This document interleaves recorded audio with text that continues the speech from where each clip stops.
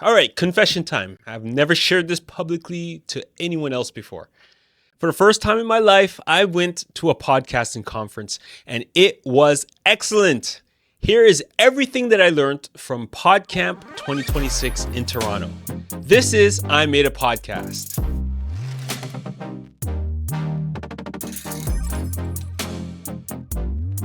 Welcome back to the podcast, everybody. Welcome to I Made a Podcast, and I hope that you're doing good. I hope that you're making some great content. Now, this past weekend, I attended PodCamp, and I walked away with way more than tips about microphones, downloads, and how to use social media with your podcast. What I actually learned had a lot more to do with relationships, identity, healing, authenticity, and responsibility. So in today's episode, I want to walk you through what I learned from each session, but more importantly, I'm going to share what shifted for me because it wasn't just information, it was perspective. So if you're a podcaster, creator, entrepreneur, or honestly just someone who's just trying to show up more authentically in your work or in your life, there's something in this episode for you. So let's start with one of the biggest themes that kept on coming up all weekend long, and it is this. Podcasting is not about content, it's all about connection. Now, this first session that I went to really hit home for me. It was with Carla Ward, and she spoke about growing her email list and getting more paid speaking gigs. But the real takeaway wasn't the tactics, it was the mindset. She said something simple but powerful.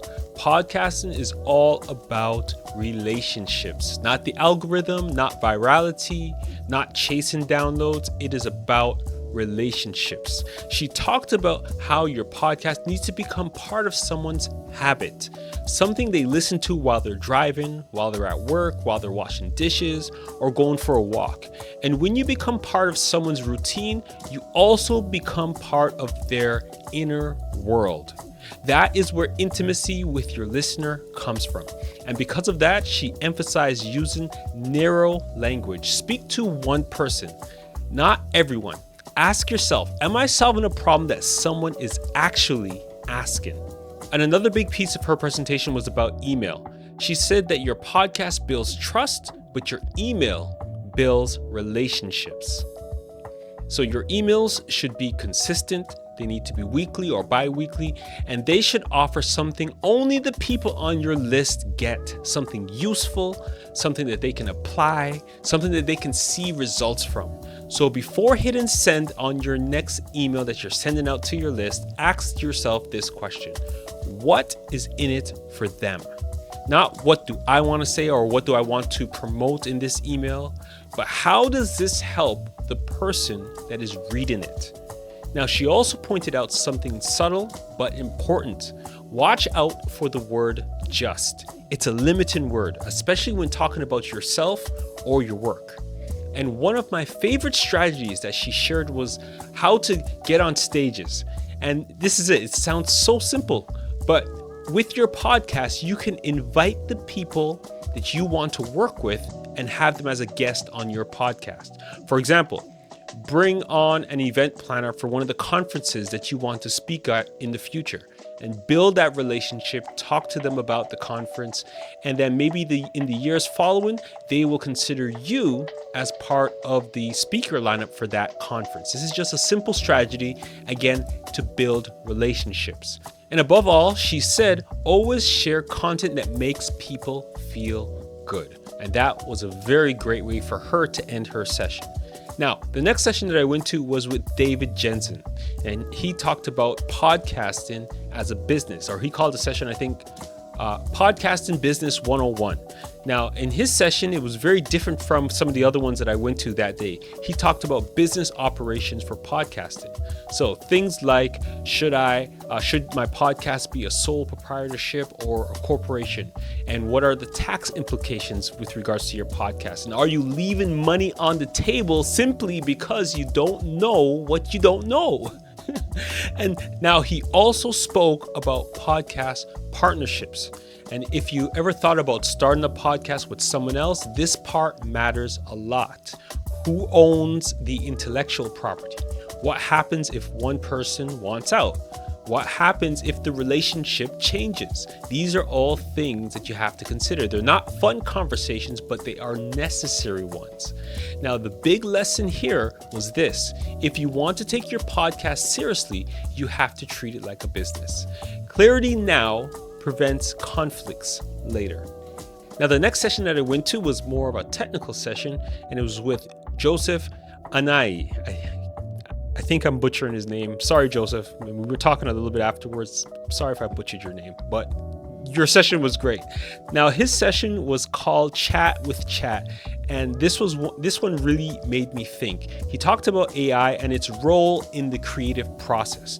Now, one point that was shared during this conversation really stuck with me. Now, traditionally, when we have an idea, we get the idea, we do the work, and then we get the reward. The idea or the thing is now something that we can see, something that does what it meant to do. But with AI, we may have an idea, AI does the work, and then we get the reward or the results. And when that happens, we miss the labor part, the work part, the journey of doing something. And the struggle, the learning, the stories that come from doing the work, we miss out on that. And that's something that really stuck with me, because that's where a lot of our stories come from, when we're on the process or in the process of doing something. So that's something that AI has the potential to take away from us. So Joseph also talked about how people view AI differently depending on their mindset. If someone has an optimistic mindset, they see possibility and opportunities. If someone is more pessimistic, they see threat and loss. So neither perspective is neither right or wrong. It's all about your interpretation. And towards the end of this conversation, we talked about text-to-speech AI tools. And he made an interesting point actually the following day when I bumped into him at the end of the conference. He says, while most podcasters wouldn't use it to replace their voice, there may be meaningful use cases for text-to-speech technology or artificial intelligence. And here's the example.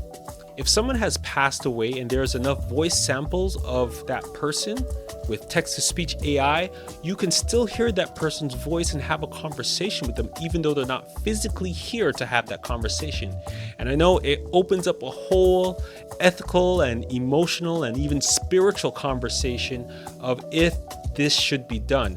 And it reminded me that technology is neutral. It can be good or bad, depending on how we use it. So with AI, make sure that you're using technology, using AI for good purposes. Now, one of the most impactful sessions of the entire weekend was my conversation with Reet German. Now, her session was called Beyond the Mic, Authenticity in Podcasting, and it honestly felt more like a therapy session than a training. She said something that I will never forget. She said, share from your scars and not from your open wounds. Now, in other words, healing needs to happen first. If you're still actively bleeding and not fully recovered or from your trauma, your audience will feel it. So if you're operating from a place of depletion, it will come through in your voice and in your energy and in your content. She also shared that when we get on the mic, we need to stop focusing so much on teaching and start focusing on connecting. She also shares that your energy is more important than your content calendar, than your equipment or your editing skills. And if you're not able to be yourself, you can't connect authentically. And here's the beautiful part. When you show up as yourself, you connect with the people that you are meant to connect with. You might be the exact reason someone starts their own journey. She also gave some very practical advice if you are struggling with being nervous about doing your podcast, or if you're a very low energy person. Stand up when you're recording. Do some jumping jacks before you hit the record button. Do a power pose in front of the mirror, like stand up with your arms on your hips and look at yourself. Release the nervous energy so that you can show up authentically and fully how you are. Now, later in the afternoon, I attended a session with Moses Simbi, and it was on having meaningful conversations that heal, teach, and empower everyone. And again, as podcasters, we need this. Now, this session reminded me that communication starts with listening. Not listening just to respond, not listening, waiting for your turn to jump in, but actively listening. He said meaningful conversation require responsibility. You listen first and then you speak, and vice versa. This is how you have meaningful conversations. He also talked about checking your ego and seeing the person that you're speaking to as an equal with you, whether you're the host or the guest. Now, these are 3 questions that he left with us. Before speaking, ask yourself, is this helpful? Is it necessary? Is this aligned with the outcome that I want? And these are powerful questions that you can use as a filter on or off the mic. And my last session on Saturday was with June Findlay, and it was called Release the Cringe. I love the title. This was a powerful conversation. It was all about overcoming the internal resistance we feel when posting content online, on social media, on Facebook, TikTok, Instagram, whatever platform you use. She made it very clear, you don't need to be perfect, you just need to start, and you need to communicate who you are to people. She talked about the internal alignment, knowing your unique value proposition, and staying focused, authentic, and consistent. One of the most insightful gems that she shared was that we have 1.5 seconds to connect with someone on social media, or they'll scroll away, which was crazy to me that in less than 1.5 seconds, someone might, if you don't connect with them, if you don't hook them in those 1.5 seconds, they're gone. And she shared a framework with us, which she called LKC formula. I don't know why she called it that. I didn't get a chance to ask her, but this is the formula. It starts with clarity. Know your why, which is the basis for everything that you do. Then show empathy. Who are your people? Take your unique value and share your story to your people. And then efficiency. How will you get things done? What is your capacity and strategy, and how will you execute on it? And she ended her session with this line: you suck, and that's okay. Just start and practice consistency. And I will add that you will get better once you start doing that. Now, on Sunday morning, I missed the early sessions because I was at church playing bass with the band on that Sunday. And I love worship, so I wasn't going to miss that for anything. And it was so good on Sunday. But after church, I left my car there and I went straight on the train back downtown to PodCamp for all of the sessions that I could get in the afternoon. Now, I attended a session when I reached there with Stuart Cox. Now, he is the owner of Antica, which is a video and production company. Now, he spoke honestly about how hard it is to make money through video podcasting, even for big YouTubers. His advice was to focus on relationships and strategic partnerships, and you can partner with people who can grow with you, not just people who can help you right now. So if you find someone and you maybe have some commonality, you guys both are in the same level, you guys can partner together and grow together. And this was really insightful for me, and it was just good insight that he was sharing from his perspective in the industry for myself, who has podcast production labs and who help other people produce content to get it out there. It was really insightful, and I learned a lot through my conversation with him. Now, the final session that I went to on Sunday was with Sheena Yap Chan, and it was a strong way to end the weekend. Her talk was about being seen and building confidence through digital storytelling. And she shared a lot through the conversation that I had with her, but she shared a framework that she called VISIBLE, VISIBLE, and it's an acronym, and this is what it stands for. The V stands for voice, and it's more important than how you sound. It is your perspective. The I stands for identity. So what are your values, experiences, strengths, and boundaries? The S is for spotlight.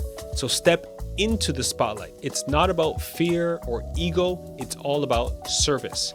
And when you hide, your message hides too, and it doesn't reach the people that it needs to. The I is for inner work. Visibility triggers internal resistance. So you need to do the work by eliminating limiting beliefs and dealing with imposter syndrome. The B is for belief. Belief fuels consistency. So post even when engagement is low, speak even when you're nervous, and show up even if it's not perfect. The L stands for leverage. So amplify your message by repurposing your content, doing guest appearances and collaborations.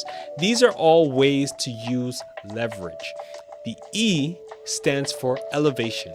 And elevation is the result of aligned actions. You speak with clarity, share with intention, and lead with purpose, and stay rooted in authenticity. She ended her session by saying that this is where influence becomes impact. Now, walking away from PodCamp, I realized something important. Podcasting isn't about being louder. It's not about being clearer. It's about healing, responsibility, consistency, and showing up as yourself. If there's one thing I took from this weekend, it's this: your voice matters, but your intention matters even more. So thank you for listening to this episode of I Made a Podcast. All of the speakers that I spoke about in this episode I put their Instagram links down in the bio or down in the description of this episode, so you can go there and you can follow them on Instagram. And if this episode resonated with you, share it with someone else who needs to listen to it as well. And remember, the best time to start your podcast was 10 years ago. The second best time is right now. And you don't need to be perfect. You just need to start. And I'll talk to you next week. Peace.